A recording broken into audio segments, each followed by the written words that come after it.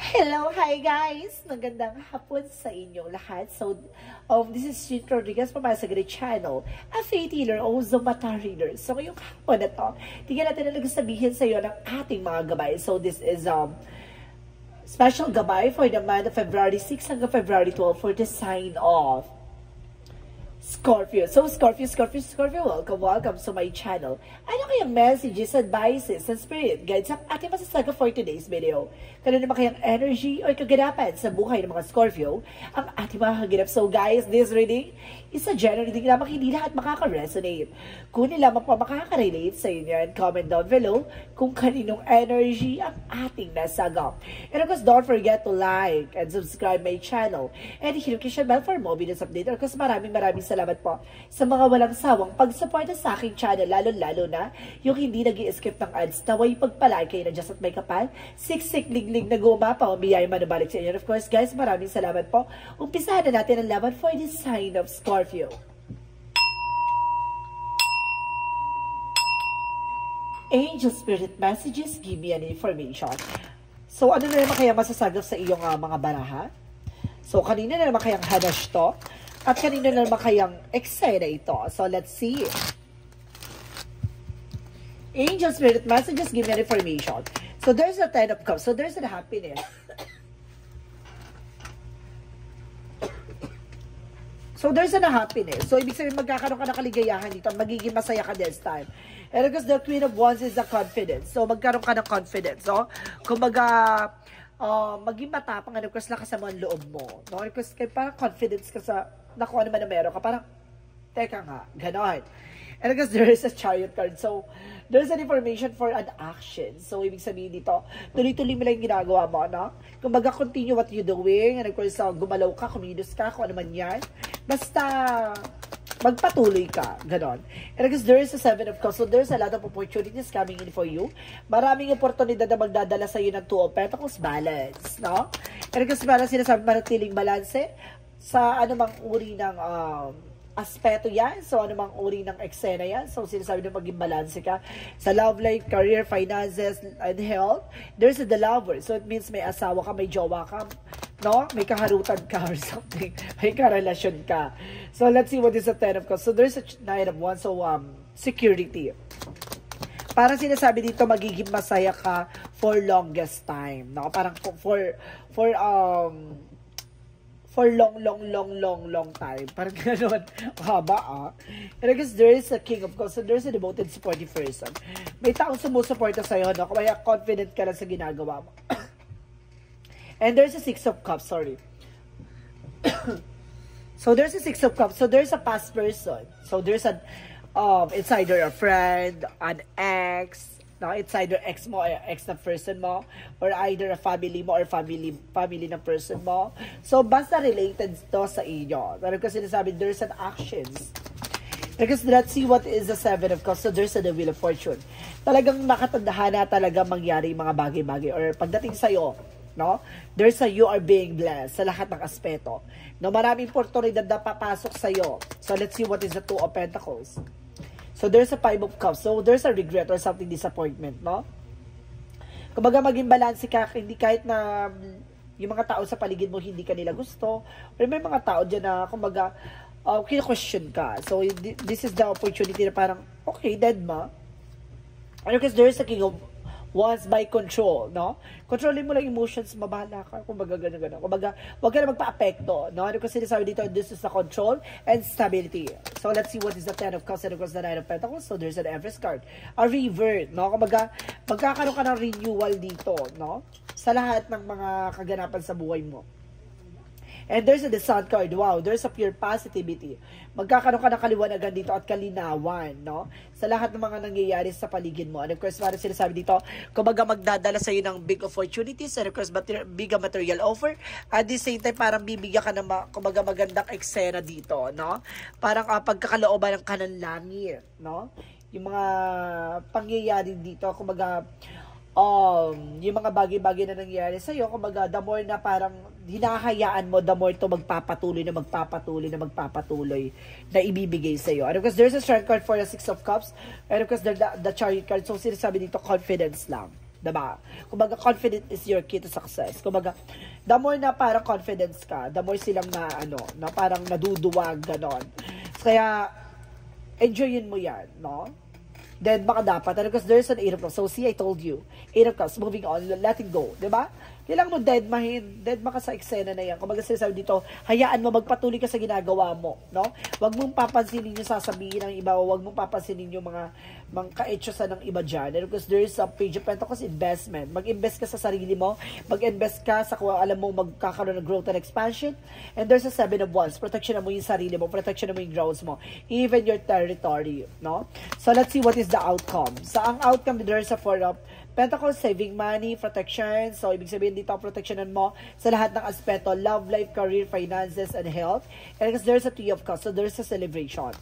May maraming celebration na magaganap with the Queen of Cups. Healing, no? Magkakaroon ka na ng healing dito. And the Queen of Swords, the bigger feature of yourself. No? Para makikita mo na yung sarili, 5 years, 10 years from now, ang layo-layo mo na sa dating mga pinagdaanan mo.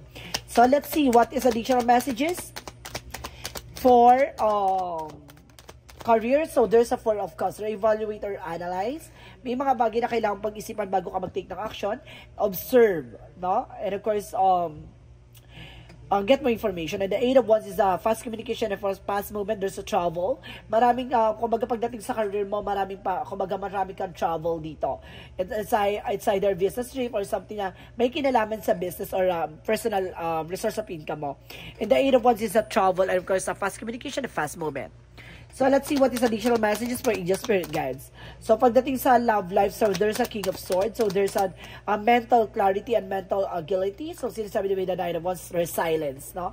Kailangan nyo maging tahimik pagdating sa relasyon, no? Low-key lang dapat, diba? Para na sa ganon, kumbaga magkaroon kayo ng katahimikan kasi maraming tao talaga sa paligid nyo na may naiinggit, talagang hindi mo talaga masisisi sila, diba? Sa kung ano man ang meron ka. Kaya ganun siguro, kinaiinggitan ka. So, ibig sabihin dito kaya tuloy-tuloy mo lang. So, pagdating naman sa health, there's a 2 of Swords, there's a decision. May kailangan ka mag-decision dito na kailangan mo rin mag-unwind or kailangan mo rin talagang lumanghap ng sariwang hangin or something. Kailangan mo talaga ng ng parang magpakalibang-libang. Parang gano'n. The word is a travel. Diba? So, let's see naman, pagdating naman sa magical fairy messages. Anong chika sa'yo ng ating magical fairy messages? Magical fairy messages, information po. So, there's walk away. So, kailangan mong kumawala, no? And of course, kailangan mong umalis sa mga hindi magandang sitwasyon. And of course, there's a children. So, some of you guys, no? May kinalaman ka sa mga bata, sa mga anak mo, or may anak ka, ganon. Kumbaga, there's a possible na your connection with the children is a part of your life purpose, no? Parang may tinutulungan kang bata, ganon. Kumbaga, mayroong inaalagaan, or meron kang anak. So, let's see what is the Yin and Yang Oracle card. Yin and Yang Oracle card represent the healing. Magkakaroon ka na ng healing. Oh my God. Oh my God. Magkakaroon ka na ng healing. And of course, guys, there's a seeds, no? Kung ano yung mga tinanim mo, siyang aanihin mo, kaya mag-invest ka na mag-invest. And there's a rejection. So, ibig sabihin dito, kailangan mo ng pakawalan, no? At umalis sa sitwasyon na alam mong, diba? Na, or hindi mo dapat iniintindi yung mga nasa paligid mo. There's a limitation and fears, no? Alisin mo yung mga pangamba o takot mo. Additional messages for Romance Angels. For Romance Angels, get more information po.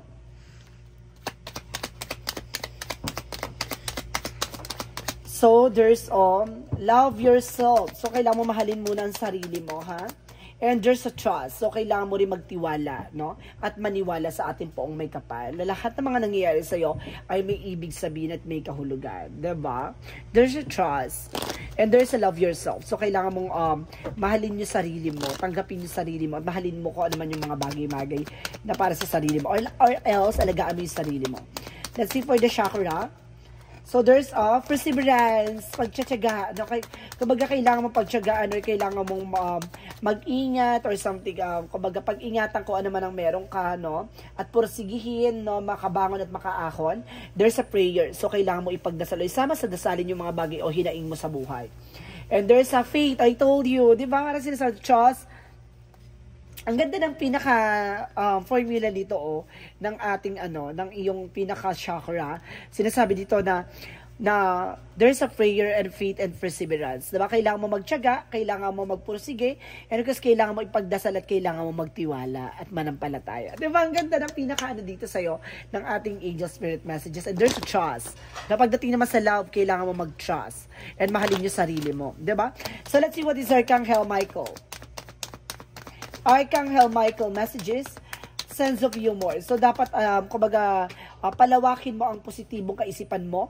And of course, kailangan mo titignan yung lighter side of situation. And of course, there's a spend more time outdoors. So, I told you, kailangan mo na unwind, kailangan mo talagang umalis or magpaka-layo-layo para magliwaliw or something, ialiwin yung sarili mo, magpakasaya kahit papaano. No? Parang kumawala mo na sa mundo. Parang ganon. And honor and trust your feelings. So, ibig sabihin, magtiwala ka sa nararamdaman mo. No? At of course, sa iniisip mo or sa inner voice mo. So, let's see what is additional messages for angel spirit guides. And of course, there's imagination. Gamitin mo tong imagination for your intuitions, no? Kumbaga, binibigyan ka ng something creativity, no? And there's a loneliness, no? Hindi ka nag-iisa. May mga bagay talaga na akala mo, ikaw lang yung ikaw lang mag-isa, walang kakaramay, hindi mo alam ginagabayan ka ng mga tao sa paligid mo, even ng ating angel spirit. Diba? Hinahayaan lang siguro mag-grow ka on your own. And kasi sinasabi dito, there is a vital force by astral travel. May kakayanan ka din makapag-astral or something. There's an abilities na, kumbaga, nalalaman mo yung mga nangyayari behind your back. No? Kumbaga kilala mo na yung mga trade para malakas yung radar mo or malakas yung intuitions mo, ambitions mo. And of course, there's a shielding, protection mo yung sarili mo. And there's a problem solving solution. Wow! Masusolusyonan na yung problema pinagdadaanan mo ngayon. Claim it! So, let's see what is additional messages. And there's a study. So, maraming ipapaalam sa o maraming, kumbaga, marami kang matututunan. And of course, there's a builder. Ang palakasin ang pundasyon mo, o palakasin ang loob mo, or palakasin kung ano man ang meron ka. Para mag-invest ka sa sarili mo, ganon. And there's a, oh my God, you're on the right path. Nasa tamang direction ka, ha? So, tama yung ginagawa mo. So, let's see what is Archangel Raphael messages.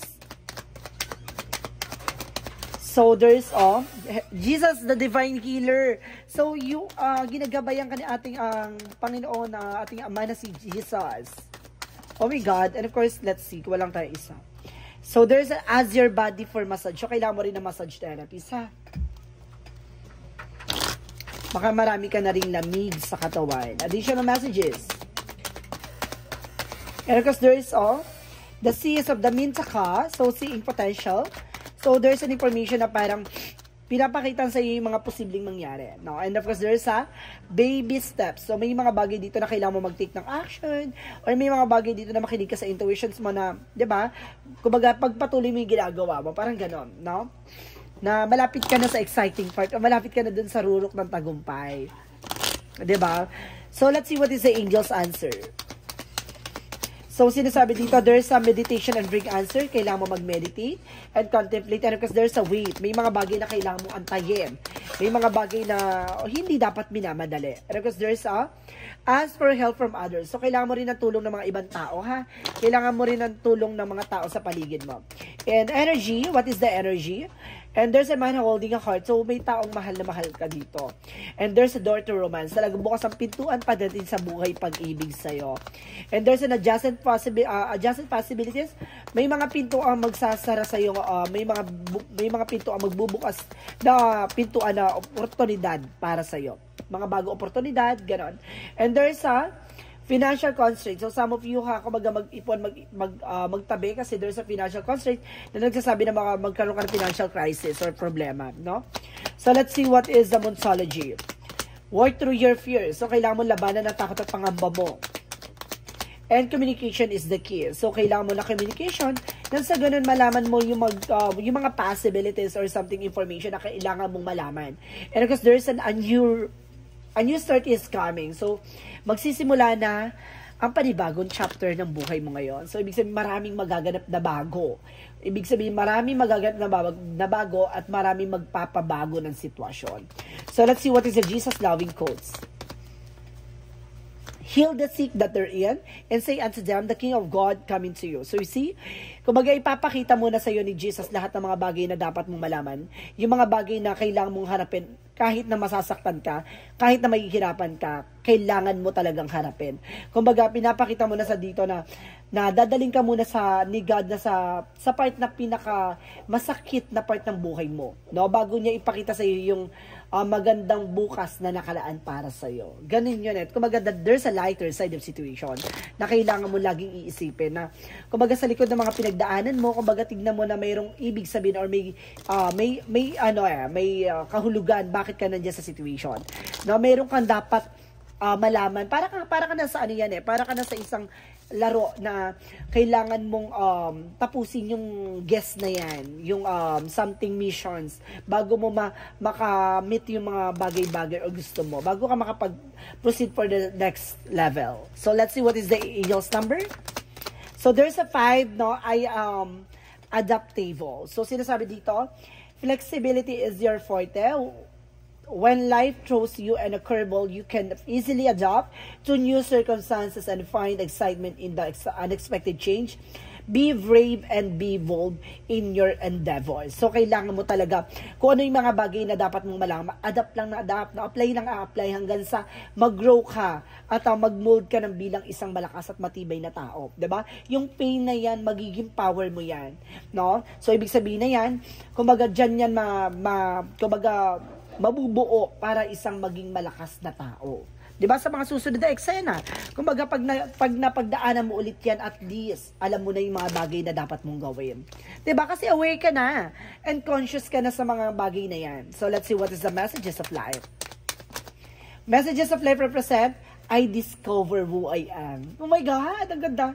So, sinasabi dito, today, I discover the riches that lie within me. I acknowledge my true self. I see myself as an unlimited being, a marvel and beauty of my life. I recognize the wealth of possibilities available to me as a being of the light. As I learn who I am, I recognize the divine with me. So, see, kumbaga na-discover mo na, kumbaga hindi ka pinababayaan, kumbaga binibigyan ka ng mga dapat mong matutunan. So, ibig sabihin dito, kumbaga na biglang ka nagkaroon ng enlightenment or something, realization na, kaya pala tuloy-tuloy yung pagsubok sa akin, kaya pala ganito yung nararanasan ko.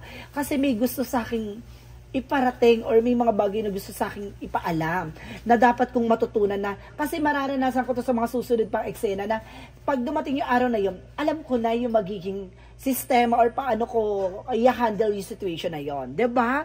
May ibig sabihin lahat ng mga bagay na dapat mo, kung mga nararanasan mo, darating yung araw na ipaparanas ulit sa'yo. There's a twist. Diba? So, ibig sabihin, wala ka pa sa exciting part. Nasa something, ka pa lang. Diba? Nasa pahaging ka pa lang ng reading ng buhay mo. So, this is the special gabay for the month of February 6 hanggang February 12 for the sign of Scorpio. So, Scorpio, maraming salamat for this wonderful reading. So, once again, this is Chin Rodriguez from my Secret Channel, a faith healer, also mata reader. And of course, guys, maraming salamat sa mga walang sawang pag-support sa aking channel, lalo na hindi nag-skip ng ads, naway pagpalay kayo ng Diyos at may kapalsiksik, liglig na gumapang biyay manubalik sa inyo. And of course, maraming salamat sa mga nag-share ng aking video sa anumang uri ng social media platforms. Maraming salamat po and see you in the next video. Bye-bye and babush!